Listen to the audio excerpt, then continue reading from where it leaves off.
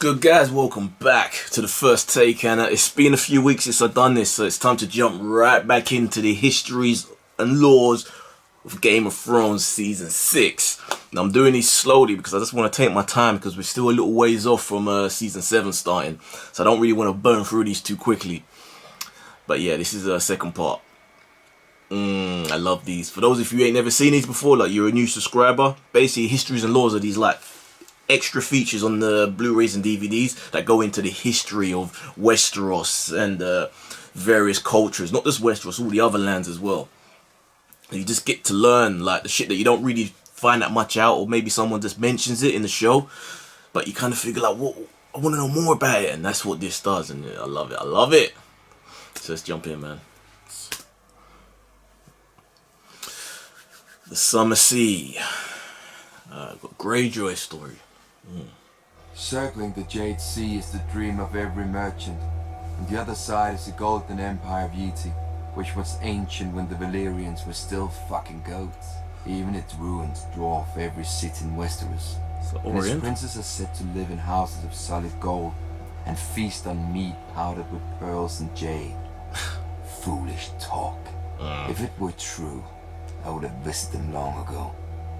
But a bold merchant will risk 2 years for one voyage, to fatten his holds with spices, gems and silks, so that he never wants for anything again. To be fair, many never do, because my ship, Silence, finds them on their return. Their merchant dreams look so pitiful poured out on my decks. Not enough for any lifetime but their own. Traders from the Summer Islands make tougher prey. Not even the Silence can run down their sworn ships on the open sea. When we take them by surprise, our rams splinter and crack against their hulls, carved from rare hardwoods of the Summer Islands, and fitted together without a single nail.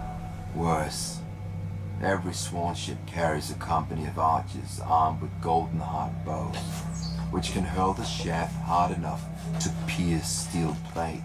After all that trouble, we often find their holes filled only with maps, fruit and wooden trinkets. Hardly worth our time and blood, except for their women. To worship their god, all women of the Summer Islands learn to fuck. It's enough to make a man devout. Ebony's whalers are the most worthless of prices. The men are either short, thick and hairy. So are their women. Not even tales of their six-breast content men to take them. But the Ebonese know how to build ships. Their great-bellied whalers can weather any storm and withstand the assaults of the largest beasts. In battle, the Ebonese are incredibly strong, and even their blood reeks of blubber and oil, and their holds are rarely worth scrubbing our decks free of the stench. When our holds were full or needed repair, we set a course for the greatest safe harbor of the Summer Sea, the Basilisk Isles, Port Plunder, Stye, or Skash. No map can find these towns, nor can the laws of men. The slavers keep their captives in caves on the Isle of Tears. Pirates trade their goods on Barter Beach, and hire fresh crews from the murderers filling every inn. Great piles of old yellow skulls line the shores of one deserted island. Offerings from captains who have fresh heads pinned to their masts. Once every generation, the free cities send fleets to destroy the towns and hang every man they find. They do, and the towns are abandoned to rot and sink back into the slime. But come the next year, another Port Plunder sprouts up somewhere else in the isle, Always. like a toadstool from a new pile of shit. For many years, I've brought silence to the Summer Sea. But when I close my eyes, I hear the waves breaking below the bridges of Pike. I hear the Kingsmouth chanting my brother's name. Merchants paid the gold price, buying their desires with coin. Reavers paid the iron price, taking what we want from the corpses of the men who had it. But for what I dream, no gold can buy, and no iron can take. I must pay with fire and blood. He wants it all. That's the king, innit? The drowned king of drowned gods. Fire and blood make poor tools, as kings make poor servants. House Targaryen called themselves dragons long after the last beast died. Perhaps it's only fitting that even their humility was monstrous. Men worshipped on Visenya's hill thousands of years before Visenya came and Baelor raised the sanctum that bears his name. The massive dome and towers of the great Sept of Baelor can be seen from anywhere in the city, but not from the vast countryside that paid for it. Its 7 bells can be heard as far as Dragonstone whenever a king dies, but none tolled for the stonemasons, glaziers, and smiths who built it. The great Sept was built to impress upon a man how much greater the gods are than him. A noble goal, and in that it succeeds. Within the main chamber, the sun streams through a 7-pointed star to illuminate the 7 towering over mortals. The crone with her lantern for lost souls. The mother with her welcoming It's a arms. fascinating religion. The father with his scales of justice. The maiden with her purity. The warrior with his sword. The smith with his hammer. And lastly, the stranger with his shrouded face. Like that. Pilgrims cross the 7 kingdoms to light candles here at the feet of their gods. But these aren't the gods. The 7 aren't encased in stone in the great Sept any more than the souls of dead kings are in the tombs below it. To steward his monument to vanity, Baelor summoned the High Septon of the Faith from his ancient seat in Oldtown and gifted him with ornate robes and a crown of crystal and gold. Like a fool, the High Septon put on his lord's motley and danced at his lord's table. And with each passing year, the High Septons fell ever lower. How can the flock be kept safe from wolves when the shepherd sleeps in their den? Basically, the Catholic religion they're trying to take a piss out of. Appointed a simple-minded stonemason, believing him the smith reborn. And when he died, Baelor replaced him with an 8-year-old boy, whom Baelor had seen speaking with doves that answered with the voices of the 7. It's like the popes. Still, the common people revere Baelor as the Blessed. They tell of how he forced a High Lord to wash a beggar's feet, fasted to tame his unnatural lusts, and walked the bone way himself to make peace with dawn. Many Septons and Scepters even claim that Baelor rescued his cousin, the Dragon Knight, from a snake pit, because no viper would strike a man so pure and holy. A lie. Yeah. Baelor was bitten a dozen times and was bedridden for half a year. And yet he didn't die, nor did his High Septons ruin the faith. Blessed Baelor's statue may greet men outside the doors, but when men enter the great Sept, they don't see the gold, or the crystal, or the ambitions of a humble member of a powerful dynasty. They see the gods. They feel awe at the divine majesty and their own insignificance. The gods work through Baelor's pride and vanity as they work through all of us. For the faith is more than a Sept. The faith is more than a High Septon, more than all the Septons and Scepters who preach to the living, more than the silent sisters who prepare the dead. The faith is the will of the gods, and we are all its instruments. Kings and beggars, lords and cobblers, lions and sparrows.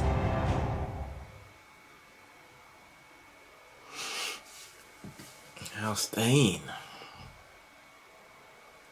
Doesn't ring a As a bell. boy, even I dreamed sometimes of being not a Stark of Winterfell, but a Dane of Starfall. Legend has it that the Dornish founder of House Dayne followed a falling star to where it hit the ground, and there he raised his castle.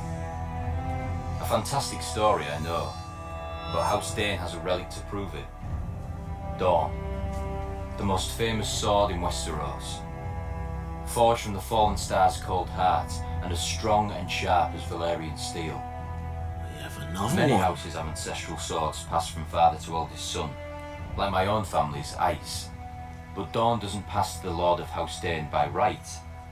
To wield Dawn, a knight of their house must first be deemed worthy. It doesn't matter if he's the Lord, a younger brother or a distant cousin. If none are found to be worthy, the blade stays on the mantle in Starfall until the next generation. But Dawn hasn't rested there often. Love that. From House Dayne have risen some of the greatest warriors in Westeros. Varian Dayne, who was a king and the greatest knight in Dawn before he was defeated by Nymeria. Because of his honour and his prowess, she sent him to the wall in golden fetters and took his heir as her husband. Joffrey Dayne, who answered Aegon the Conqueror's demand to submit by invading Aegon's 7 kingdoms and marching an army to the gates of Oldtown, where Aegon had been crowned. And the greatest of them all, Sir Arthur Dayne, the Sword of the Morning. During the reign of the Mad King, a band of outlaws calling themselves the Kingswood Brotherhood terrorised the forest outside of King's Landing. Every force sent after them either returned empty-handed or vanished into the woods, never to be seen again. The king was furious and dispatched Sir Arthur of his own Kingsguard to deal with the threat. Sir Arthur didn't put the villagers to the question or set fire to the woods to smoke out the Brotherhood, as other forces had done. He paid the small folk for the food his men ate, brought their grievances to the king, even won them the right to take a few of the king's deer during the autumn. The forest folk had looked to the outlaws to defend them, but Sir Arthur did more for them than the outlaws could ever hope to do. Smart. When a villager led Sir Arthur and his knights to the outlaws' secret camp, the Brotherhood, to their credit, didn't flee. One of their leaders, the Smiling Knight, was a madman. Cruelty and honour jumbled together, but he didn't know fear, not even when Sir Arthur drew Dawn before him. Soon the outlaw's longsword had so many notches that Sir Arthur stopped to let him fetch a new one. The robber knights chose another and then asked for Dawn. Sir Arthur replied, "Then you shall have it." The Smiling Knight never smiled again. The mad fool. Dawn is just a sword. Sir Arthur was the true steel. Strong, brave, and loyal to a fault. He would never have aided Rhaegar's abduction of my sister if his vows hadn't compelled him. And though we fought on opposite sides, I admired him. When I was younger, I wanted to be him. Every boy did. And I killed him. Not in single combat, but as he was on his knees, a dagger in his back. I'll never forget the look in his eyes. He wasn't angry It's a shame. or betrayed. Should have seen. He'd done his duty to the last. Should have seen more of that guy because Even he though was he felt wicked. dishonourable. With his 2 Even swords, though he knew what awaited me in that tower. fucking up Eddard. Sir Arthur Dayne died the greatest knight who ever lived. After Robert's coronation, I returned Dawn to Starfall. One day, House Dayne will raise a worthy successor to Sir Arthur. Until then, Dawn gathers dust above the fire, with the dream of every boy in Westeros. Eddard is honourable to a next level. He kept the man's sword and took it back to the man's family. Didn't keep All it, then across you know the Iron shady shit. Islands, men sit around driftwood fires and drink to the old way. When the Ironborn were feared, wherever the waves were heard. When our strength was in our ships, not our stories. I don't blame them. Drinking to the old way is easier than living it. Our ancestors took to the sea because the Iron Islands are shit without the crops that grow from it. 30 cold, wet rocks off the coast of Westeros, and a dozen more clustered around the lonely light deep in the Sunset Sea. But hard places breed hard men. The first men feared the sea. They had walked to Westeros, and even their fishermen never left sight of shore. I wish I could have seen the face of the first watchman to see our ships climb over the horizon. He was not the last. No matter how dark the night, or how high the waves, Come dawn, our prows cut through the morning mist and struck the beaches and riverbanks. Before the sun reached its height, we vanished again into the sea. Our longships filled with gold, food, scared children, and sobbing women.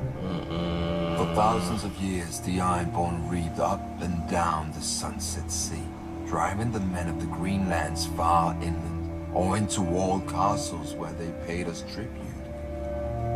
In the depth of winter we feasted, while the men who had planted and harvested crops starved. Their sons worked our mines, and their daughters warmed our beds. The stories claim that the Old Way died with Hearn the Black and his sons at Harrenhal.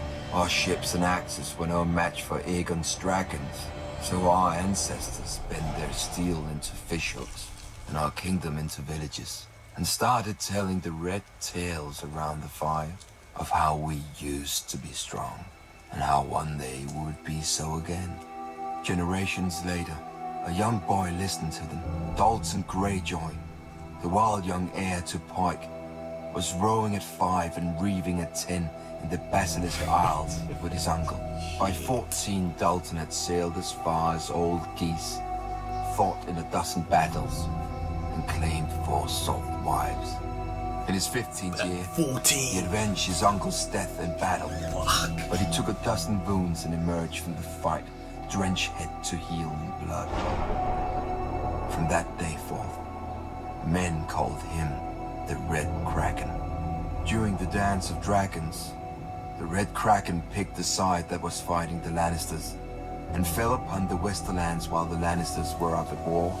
Casterly Rock itself proved too strong, once the Lady of the Castle barred its gates. But the Ironborn burned the Lannister fleet, and sacked Lannisport, carrying off gold, grain, and hundreds of women and girls, including Lord Lannister's favorite mistress, and all his bastards. The Red Kraken now ruled the Sunset Sea as his forebears had, and his longships again brought the Old Way to the coast of Westeros. But then the war ended, and the mainland armies came home. The Iron Throne commanded the Red Kraken to stop reaving, and when he didn't, a mistress opened his throat as he slept. That's While the his sons squabbled, problem. the Lannisters sent their soldiers to the Iron Islands. Thousands of men, women, and children were put to the sword, and scores of villages and hundreds of longships Can't go were around put to the torch. kidnapping chicks and expecting them to just deal Glorious with it. return to the Old Way had lasted almost 2 years. Kill you in your sleep. My brother vowed to return us to the Old Way as well. He sat on the Salt Throne and sent our reavers to the shores of Westeros, just as he remembered from the stories he heard as a child. An old way for an old man. But while he listened to the stories, I lived them.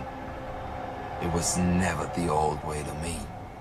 It was the only way. I look forward to seeing more of this guy, man, in this coming season. Most houses take wild beasts for their sigils, calling themselves bears, lions, or stags, as if a cloth banner could make them so. That isn't the way of House Tarly. Our sigil is the huntsman pulling his bow, and it isn't some idle fancy.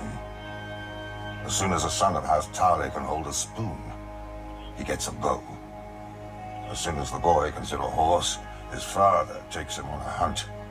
They return with a stag, a buck, a boar, a brace of pheasant, even if it takes days. Even if it takes a week. Even if it takes the boy's whole life. Horn Hill is ours. A fitting home for one of the oldest and most honorable families of the Reach. Legend has it that Harlan the Hunter and Herndon of the Horn, 2 sons of Garth the Greenhand, raised the castle in the Age of Heroes, and shared a home and a wife for 100 years. Age of Heroes. Most of the great houses spout such nonsense about their Shared one origins. wife. At least my family doesn't claim some long-lost ancient crown like Impressive. the rest of them. House Tarly breeds soldiers, not kings. When House Gardner ruled the Reach, we served them well and loyally.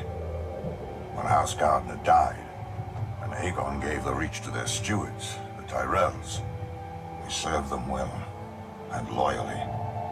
We know our place, even if the Tyrell women don't. When Aegon's son faced rebellion from the Vulture King of Dawn, my ancestor, savage Sam Tarly, led the royal forces on a vulture hunt. Heartsbane, our ancestral Valyrian sword and the pride of our house, soon ran red from point to hilt with rebel blood. When Robert Baratheon rebelled against Aerys, I led the Tyrell van and handed him his only defeat in the war at Ashford. But a hunter knows that a moment's slip can cost him the game. Great houses have fallen from a single weak heir. Samuel looked like a son when he was born. He grew up plump and soft as a daughter. I'd catch him in the kitchen shoving cakes into his ever-growing mouth, or reading in the garden when he was supposed to be training. I brought masters at arms from all over Westeros to make a man of him. He slept in chainmail, bathed in bull's blood, was dressed in his mother's clothes and paraded through the castle to shame him into valor. He only grew fatter and more craven. I despaired of the future of our house until my wife gave me another boy, Dickon, a real son and worthy heir. Or he would have been if Sam wasn't squatting in his way. One morning I had Sam brought into the woods outside the castle. I told him he'd given me no cause to disown him, but Heartsbane should go to a man strong enough to wield her. And Sam wasn't worthy to touch her hilt. Either he would take the black and renounce all claim to his brother's sword and title, or I would hunt him down like the pig he was. Yeah. Of course, faced with danger and exertion, he chose the coward's path and waddled north to the wall. Some may call me cruel for what I did, but I don't care. I am responsible for House Tarly, as my father was before me and his father before him. That's the thing, though. If the hunter returns with empty hands, his family starves. If the warrior carries an empty scabbard, his home burns. House Tarly has stood for thousands of years. It will not fall. If your on my family's watch. legacy No matter was how many tears my family at stake, not shed. just the family though, there's the people that live within that kingdom. Thousands, potentially. And you know that the next generation isn't, but you can't, it's your son at the same time. Without question, Oldtown is the oldest, Fucked. wealthiest, and greatest city in He was fucked Westeros. up with it. Though King's Landing is more populous and arguably more powerful. The city straddles the mouth of the Honeywine River, and the bounty of the entire Reach flows beneath its great stone bridges to ports that are renowned throughout the world. Thus we needn't speak more of them. More interesting is the history of the city, for none can say when it was founded. Many centuries ago, a few bold maesters sought out the children of the forest, who claimed that men have lived at the mouth of the Honeywine since the Dawn Age. Nonsense. Maester Jellicoe proved that the city began as a trading post, where ships from Valyria, Old Geese, and the Summer Isles put in to replenish their provisions and make repairs. Hence the most famous feature of the city, the High Tower, raised even before the city walls, as a beacon through the fog-covered waters. Originally built of wood and standing a mere 50 feet above the ancient fortress of its foundation, it is now thick stone and rises even taller than the wall. Those born and raised in Oldtown can tell the time of day by where its shadow falls. But no maester can tell why. Even in our oldest records, the island on which it stands is called Battle Isle. What battle was fought there, and when? As for the ancient fortress that forms the tower's base, its walls and interiors are all of solid black stone with no hints of joins or mortar, and no chisel marks of any kind. We know it predates the tower itself by thousands of years. But who built it? How? And against what? The maesters who have studied it declare it to be a Valyrian construction, akin to Dragonstone and the Black Walls of Volantis.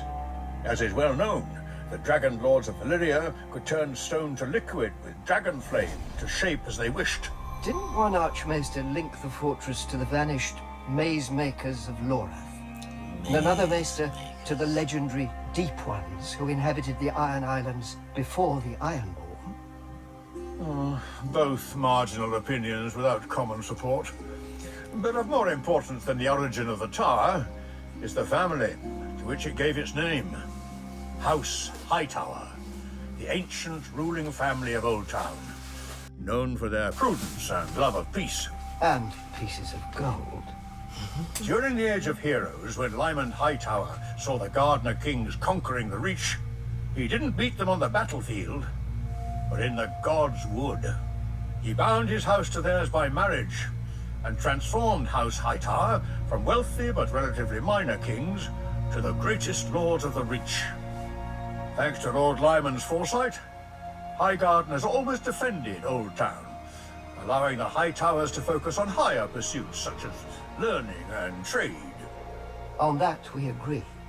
When the Andals invaded Westeros, Lord Dorian Hightower told his wife of 20 years that wars are bad for trade, and to make his point, traded her for a young Andal princess. When Aegon the Conqueror was earning his name, House Hightower traded its loyalty to the Gardeners for his confirmation of their rights, welcoming him with open arms and open gates.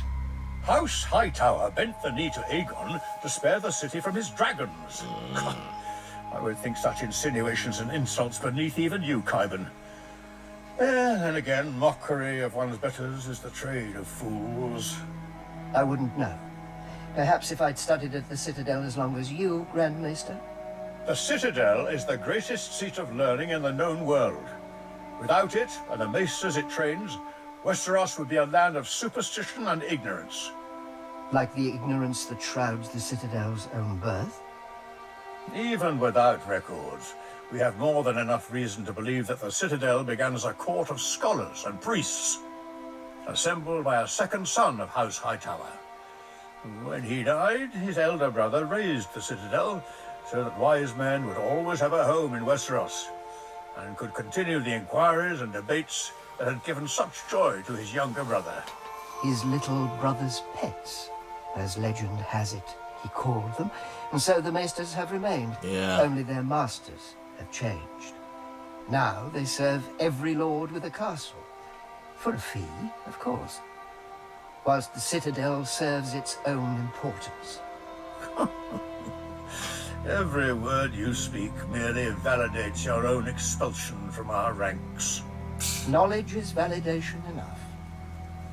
I assumed the world's greatest minds would agree, and perhaps they would if I'd met them. Oldtown is a city for old men and old beliefs. But the world is changing. No matter how high the tower, the clouds will not hold it up if the ground shifts beneath it. Ah, yeah, that's a perfect place to stop. Then we have a final run for the last part. Ooh, I love it, I love it. Oh, God. Can't help stick with me is the whole, the Samwell story with his family. And it is a hard thing, man. Like, obviously his father was fucked for doing what he did. But if he is the lord of that, of the manor and the land surrounding it, then surely he can create his own law that he kind of skips Samwell and gives it to the younger son. But then, you know how it is in those sort of worlds, man. There are going to be people who are enemies of that younger son. May seek to reinsert Samwell somehow by manipulating him and making him the head. So, man, it's a mad situation. But like I was saying, man, if your entire history of your family not just past but present, those that are still alive, and the people on that land, the hundreds or thousands that live there, rests on who you hand this over to, the next son. And if you know, no matter what, that next son isn't capable or strong enough, but then is he not strong enough? Because Samuel has shown that given the right motivation, he is brave, intelligent, obviously. May not be necessarily courageous, but he is in the right circumstances. So maybe the father was just mistaken. He just didn't see what needed to be seen. He didn't put it in the right context of the type of man that Sam has turned out to be. I'm curious to see if the father pursues Samuel now to get the sword back. Love it. Anyway, if you like the video, please subscribe. Press the little bell if you want notifications when I drop my next shit. I'm at a race. Like, subscribe, comments, all that shit. And this has been my first take of Season 6 Histories and Laws Game of Thrones. Later, guys.